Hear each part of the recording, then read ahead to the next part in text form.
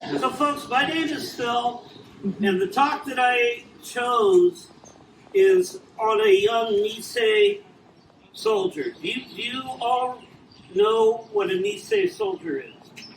No. Okay. Japanese Americans, if they were born in Japan and they came to the United States, they're considered Issei. Second generation is Nisei. My late wife, who I terribly miss, it's been almost 4 years now. Sorry, didn't want to go there. But anyways, I did this because of her and because of her Sansei background. She's third generation Japanese American. My story starts with a young 17-year-old high school senior by the name of Kenzo. That's what his mom called him. His friends called him Ken. And he went to McKinley High School, and one of his life ambitions was to become a doctor. And towards that goal, Ken joined the Red Cross. And on the morning of December 7, 1941, he and his family, who were good Methodist people, were getting ready for church. And he was putting on his necktie, and his father had the radio on, and over the airwaves, they heard that Pearl Harbor was being attacked. So they stepped outside of their house, which was in Bingham Tract near Moyalili, near Waikiki, and looked towards Pearl Harbor, and they could see the black billowing smoke coming up from the harbor. And just almost on cue, a Japanese plane came roaring by their house, and they could see the red meatballs on the wings. They knew it was the Japanese. Well, Ken immediately went to his Red Cross duties, and his family didn't see him for almost 2 days. I can only imagine the horror that young 17-year-old saw that day as he went to tend the horribly mangled from the bombs of the Pearl Harbor attack. Now, I'm going to tell you something you probably didn't know. 90% of the civilian casualties which Ken tended to on that day were not caused by the Japanese. They were caused by the U.S. Navy when they started to fire back at the Japanese. They started firing back with fuses that weren't timed correctly, and those bombs started dropping all over downtown. So there's a little over 90 people, civilians, that were killed during the attack, and their names are immortalized in Remembrance Circle behind you there. Well, anyways, to advance my story, first of all, let me say this. Regardless if you were Issei, Nisei, Sansei, after the Pearl Harbor attack, you had one thing in common. You were listed as enemy aliens. Regardless if you were born in the United States or not, you were an enemy alien. They denied, even if you were in the military already serving in the United States Army, you were told to turn in your weapons. Okay? By 1943, which was the year that Ken graduated high school, the United States Army had a change of heart, and they started allowing Nisei to join the U.S. Army. Now, one of the first units formed up was the 100th Battalion, which we in Hawaii call the 1 Puka Puka. Puka's the shell, 0, right? And by the way, my late wife's uncle was the last surviving officer of the 1 Puka Puka. Then after the 100th Battalion was formed, which was built over a National Guard unit, they formed up what was the 442nd Regimental Combat Team. Now, Ken and all his buddies flocked to go and join the ranks of the 442nd. His buddies started to get their marching orders, but Ken didn't get his marching orders, so he took the matter into his own hands and went down to see the recruiter, and I guess he was persuasive because he got his marching orders. From there, those Nisei soldiers were sent to Camp Shelby, Mississippi, where they came across a whole new different racism. From Camp Shelby, Mississippi, they went to Italy.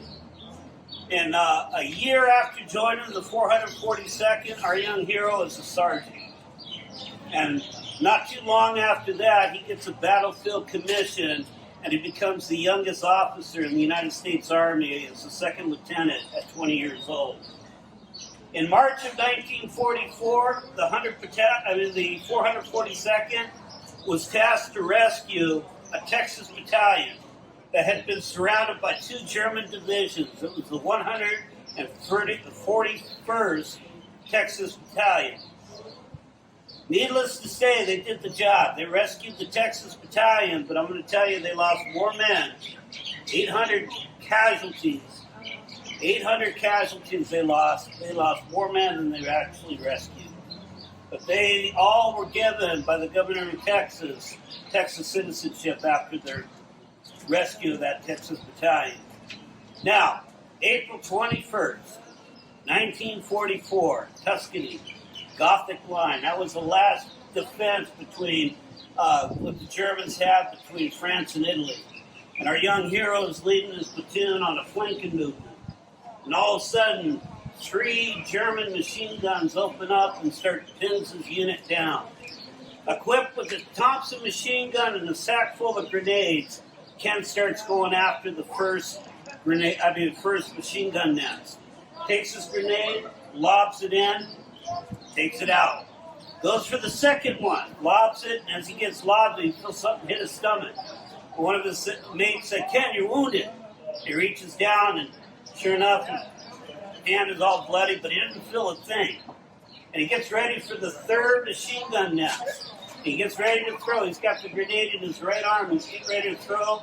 A German pops up on the other side of the bunker with a rifle grenade launcher, fires, hits him point blank in the right arm. Now this is going to get gross, because now his arm, which is clutching that grenade, is just dangling by shreds, barely attached to his body. His men started to come up behind him. He told him, "Get down, stay back," because he doesn't know if that grenade's going to go off. Well, what must have been incredible pain, he grabs with his left arm the grenade, clenches it out of his dead right arm, throws it, knocks out the third machine gun nest, but gets hit one more time, and this time he's on his back. Okay, he's laying on his back, he looks up, and there's this man staring right down on him. And he looks at him, and he says, "Is the war over?" And they said, "No." He says, "Well, get back to work." Anyways, they medevaced him. He did lose that arm, and he spent almost 2 years in a hospital trying to work with use one hand. In 1947, he's released from the hospital, and get this, by this time he's an Army captain. He's got his he's in his Class A uniform, he's got his captain's bars, he's got his Distinguished Service Cross, which is the second highest award for valor that you can earn in the United States military, which in June of 2000, President Clinton, in a special ceremony, will turn that into the Medal of Honor.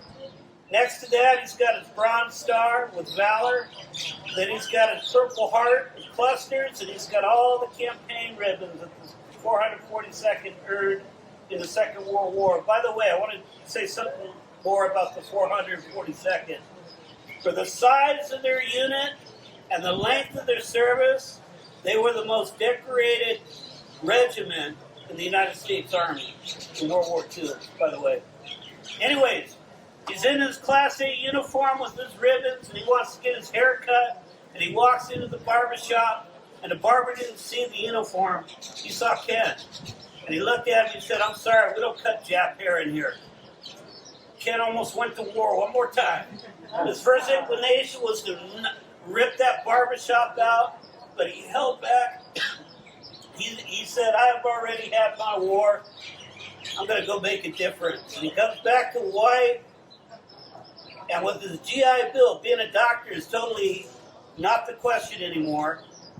So he does one better. With his GI Bill, he goes to George Washington Law School, gets a law degree, comes back to the territory of Hawaii, and runs for the territorial state house. And he wins. And in the 60-plus years that he would be in government, he would never lose an election. In 1959, when Hawaii became a state, Ken got elected to the U.S. Congress, and he was the first Japanese American in the Congress. Now, true story. The day he got to Washington, he wasn't even sworn in yet. He got a call from Speaker Sam Rayburn, Speaker of the House. And I can't do the accent that Sam, they called him Uncle Sam, by the way. Did you know that? Speaker Rayburn was always referred to as Uncle Sam. Well, Speaker Rayburn calls him up and says, Ken, can you come out and see me at my office real quick? And Ken ran to his office, and he took him on a tour of the Capitol. Took him to the chambers, said, when I swear you in, this is where you're going to sit. As Speaker of the House, I'm going to sit over here.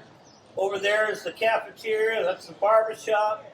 Then he takes him over to his office, he sits him down and says, Ken, I'll tell you something. I can't even pronounce your last name. But I want to tell you, after President Eisenhower, I'm the most well-known politician in Washington as the Speaker of the House. You, on the other hand, are the third most known member of this government.